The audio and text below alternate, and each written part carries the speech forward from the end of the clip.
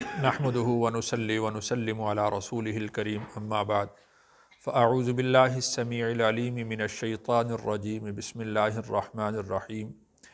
اس سے پہلے اللہ تعالیٰ نے اہل کفر سے موالات، محبت اور مودت سے منع کیا تھا، تو ان آیات میں اللہ تعالیٰ نے یہ بیان فرمایا ہے کہ حقیقی محبت کا مصداق کون ہیں، کن کے ساتھ حقیقی طور پر محبت کی جانی چاہیے۔ تو وہ سب سے پہلے تو رسول اکرم صلی اللہ علیہ وسلم ہیں، اور پھر آپ کے توسط سے سارے انبیاء علیہم الصلاۃ والسلام ہیں۔ اور دوسری بات یہ کہ یہود و نصارہ کے رد میں یہ آیات ہیں، وہ یہ کہتے تھے کہ ہم اللہ کے محبوب ہیں، اللہ کے بیٹے ہیں، تو لہٰذا ہم ہی اللہ کے مقرب ہیں۔ تو اللہ تعالیٰ نے ارشاد فرمایا کہ اگر تمہیں یہ دعویٰ ہے کہ تم اللہ کے محبوب ہو تو پھر تمہیں رسول اللہ صلی اللہ علیہ وسلم کی پیروی کرنا ہوگی۔ اگر کوئی شخص اللہ سے محبت کا دعوے دار ہے لیکن وہ رسول اللہ صلی اللہ علیہ وسلم کی پیروی نہیں کرتا تو وہ اپنے دعوے میں جھوٹا ہے۔ اور دوسری بات یہ کہ جس طرح رسول اللہ صلی اللہ علیہ وسلم کی پیروی ہے، اسی طریقہ سے باقی انبیاء علیہم الصلاۃ والسلام کی بھی پیروی کرنا لازم ہے۔ ان کی عظمت کو، ان کی یعنی بڑائی کو اور ان کی بزرگی کو ماننا اور تسلیم کرنا بھی ضروری ہے۔ ترجمہ دیکھیے، قل آپ فرما دیں،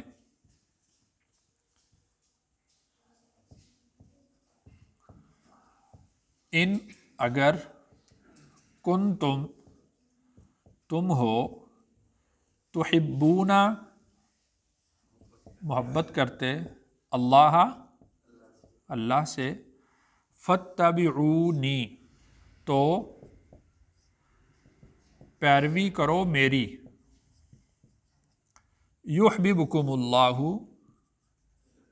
محبت کریں گے تم سے اللہ، ویغفر لکم اور معاف کر دیں گے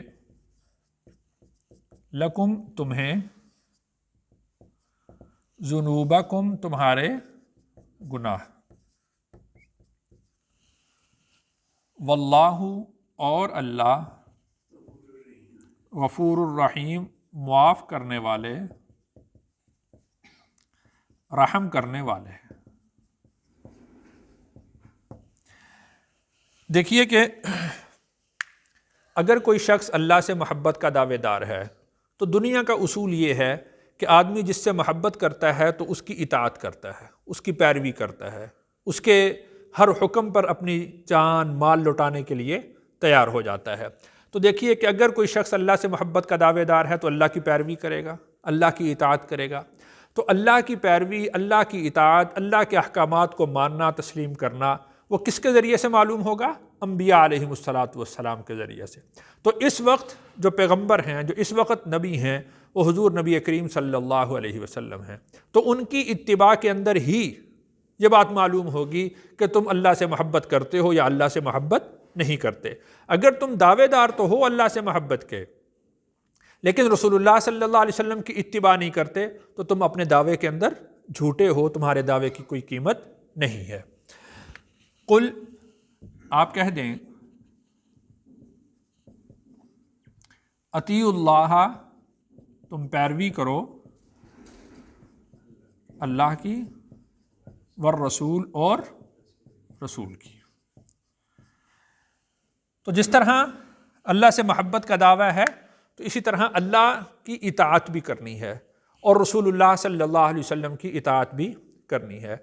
رسول اللہ صلی اللہ علیہ وسلم کی اطاعت گویا کہ اللہ کی اطاعت ہے۔ من یطیع الرسول فقد اطاع اللہ، جس نے رسول کی اطاعت کی تو حقیقت میں اس نے اللہ کی اطاعت کی۔ یعنی یوں سمجھ لیجئے کہ رسول کو بائی پاس کر کے، رسول کو چھوڑ کر کوئی شخص بھی اللہ کی اطاعت نہیں کر سکتا، اللہ تک نہیں پہنچ سکتا۔ وصول الی اللہ اسی کو نصیب ہوگا جو رسول کی اتباع کرے گا۔ تو یہیں سے یہ بات سمجھ لیں کہ سنت کی کس قدر اہمیت ہے، کہ سنت کی اتباع میں ہی کامل ولایت ہے۔ ولایت اور بزرگی سنت کی اتباع میں ہے۔ جو شخص سنت کا جتنا متبع ہو، بھلے اس کے پاس کوئی کرامت نہیں، تو وہ سب سے بڑا اللہ کا ولی ہے۔ اور اگر کسی کے پاس سنت کی اتباع نہیں اور وہ بہت ساری کرامتیں دکھاتا ہے تو وہ کرامتیں نہیں ہیں، وہ شعبدہ بازی ہے۔ اس کا دین کے ساتھ کوئی تعلق نہیں، اس کی کوئی بزرگی عند اللہ مقبول نہیں ہے، تو بزرگی اس کی عند اللہ مقبول ہے جو رسول اللہ صلی اللہ علیہ وسلم کا متبع ہوگا، جو آپ کی اطاعت کرنے والا ہوگا۔ قل اطیعوا اللہ والرسول، آپ فرما دیجئے کہ تم اطاعت کرو اللہ کی اور اس کے رسول کی۔ تو یہاں پر اللہ تعالیٰ نے مختلف طرح سے صیغے قرآن مجید میں ارشاد فرمائے۔ اطیعوا اللہ و اطیعوا الرسول کے الفاظ بھی ہیں، اللہ کی اطاعت کرو اور اللہ کے رسول کی اطاعت کرو۔ اطیعوا اللہ والرسول یہ الفاظ بھی موجود ہیں کہ تم اللہ کی اطاعت کرو اور رسول کی، یعنی دوسری دفعہ اطاعت کا لفظ استعمال نہیں فرمایا گیا۔ بعض جگہ پر اللہ نے یوں بھی ارشاد فرمایا کہ من یطیع الرسول فقد اطاع اللہ، جس نے رسول کی اطاعت کی اس نے اللہ کی اطاعت کی۔ تو اس سے یہ بات معلوم ہوتی ہے کہ کوئی شخص بھی اللہ کے رسول کی اطاعت کو چھوڑ کر وہ محض اللہ کی اطاعت براہ راست نہیں کر سکتا، اس لیے کہ اللہ کی اطاعت، اللہ کے احکامات، اللہ کی طرف سے قائم کردہ اصول وہ پیغمبر کے ذریعے سے ہی معلوم ہوں گے۔ فَإِن تَوَلَّوْا، پھر اگر تولوا تم منہ پھیرو، فَإِن تَوَلَّوْا اگر وہ منہ پھیرے، فَإِنَّ اللَّهَ تو بے شک اللہ، لا يحب نہیں پسند کرتے، نہیں محبوب رکھتے، الکافرین کافروں کو۔ تو دیکھیے کہ یہاں پر تو آیت میں صاف ارشاد فرما دیا گیا کہ اللہ کے رسول کی اطاعت سے انکار وہ شریک کفر ہے، منہ پھیرنا کیا ہے؟ کفر ہے۔ تو لہٰذا جو لوگ یہود و نصارہ وہ اللہ کی محبت کے دعوے دار ہیں لیکن وہ رسول صلی اللہ علیہ وسلم کی اطاعت نہیں کر رہے، تو اللہ تعالیٰ کو ایسے کافروں کی کوئی ضرورت نہیں، یہ اللہ کے نزدیک کافر شمار کیے جائیں گے، یہ بھلے دعوے کرتے رہیں کہ ہم اللہ کے بڑے محبوب ہیں۔ تو اس لیے فَإِن تَوَلَّوْا رسول اللہ صلی اللہ علیہ وسلم کی سنت سے اعراض کرنا، منہ موڑنا، منہ پھیرنا، یہ اللہ کے نزدیک اور اللہ کے رسول صلی اللہ علیہ وسلم کے نزدیک یہ کفر سمجھا جائے گا۔ ان اللہ اصطفیٰ، ان بے شک اللہ نے اصطفیٰ منتخب کیا آدم کو، ونوحًا اور نوح کو، وآل ابراہیم اور ابراہیم کی اولاد کو، وآل عمران اور عمران کی اولاد کو، علی العالمین جہاں والوں پر۔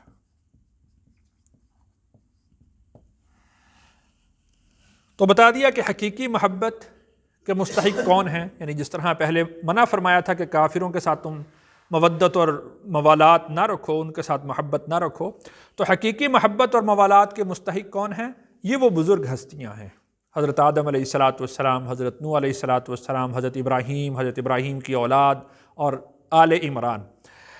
تو حضرت آدم علیہ السلام یہاں سے اللہ تعالیٰ نے انسانوں کی نسل شروع فرمائی ہے، اور آدم علیہ السلام کو اللہ تعالیٰ نے ساری کی ساری مخلوقات پر فضیلت عطا فرمائی۔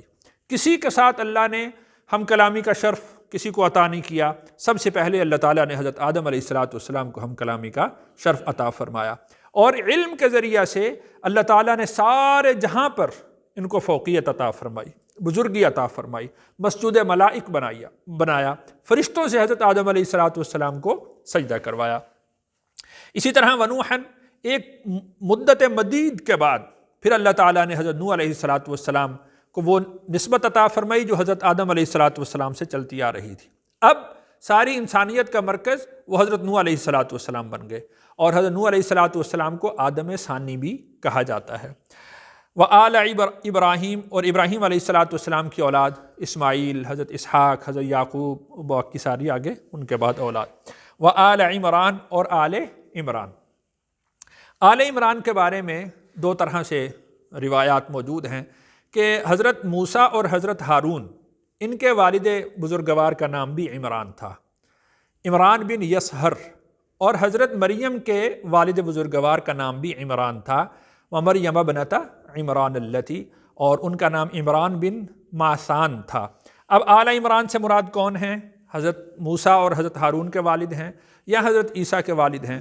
تو دونوں باتیں اس میں موجود ہیں، اس لیے کہ اگر تو اس سے مخاطب لیا جائے کہ یہود کو مخاطب کیا گیا ہے، تو یہود جو ہیں وہ آل عمران، پھر حضرت موسیٰ اور حضرت ہارون، اس لیے کہ وہ حضرت عیسیٰ علیہ السلام کا انکار کرتے ہیں، تو وہاں پر بات مکمل ہوگی کہ یہ سارے کے سارے ان کی پیروی کر لو تم۔ اور اگر اس سے مراد یعنی نصارہ کے جو نجران کے عیسائی تھے، وہ جو وفد آیا تھا، وہ مخاطب ہوں، تو پھر اس کا مطلب یہ ہوگا کہ آل عمران، کہ حضرت مریم علیہ السلام جو تھیں، ان کے والد عمران جو تھے، اللہ تعالیٰ نے ان کو بھی منتخب فرمایا۔ تو گویا کہ حضرت مریم کے بیٹے حضرت عیسیٰ علیہ السلام ہیں، تو ان کا نسب حضرت مریم سے حضرت عمران اور پھر ایسے اوپر کی طرف چلے گا۔ یعنی اس طرح نہیں سمجھا جائے گا کہ نعوذ باللہ حضرت عیسیٰ علیہ السلام کا نسب وہ خدا سے ملا دیا جائے، اس طرح نہیں ہوگا۔ اس کو آگے اللہ نے بیان بھی فرمایا، ذریتاً اولاد ہیں، بعضها من بعض، ایک دوسرے کی، واللہ اور اللہ، سمیع سننے والے، علیم جاننے والے۔ یعنی اللہ تعالیٰ نے یہ جو انبیاء علیہ السلام کا سلسلہ چلایا ہے، یہ سب ایک دوسرے کی اولاد ہیں۔ یعنی یوں سمجھ لیں کہ حضرت آدم علیہ السلام کو اللہ تعالیٰ نے اپنے ہاتھوں سے تخلیق فرمایا، اور ان کے بعد جتنا بھی انبیاء کا سلسلہ چلا ہے وہ سارا کا سارا انہی کی اولاد میں سے ہی چلا ہے، اور انہی میں حضرت عیسیٰ علیہ السلام بھی ہیں کہ ان کا بھی نسب حضرت نوح علیہ السلام اور حضرت آدم علیہ السلام تک ہی پہنچتا ہے۔ یعنی ان کا نسب کسی اور طرف یعنی خدا کی طرف موڑ دینا یہ اس کی طرف مناسب نہیں ہے۔ اللہ تعالیٰ سے دعا ہے اللہ تعالیٰ مجھے اور آپ کو رسول اللہ صلی اللہ علیہ وسلم کی کامل اطاعت کی توفیق نصیب فرمائے۔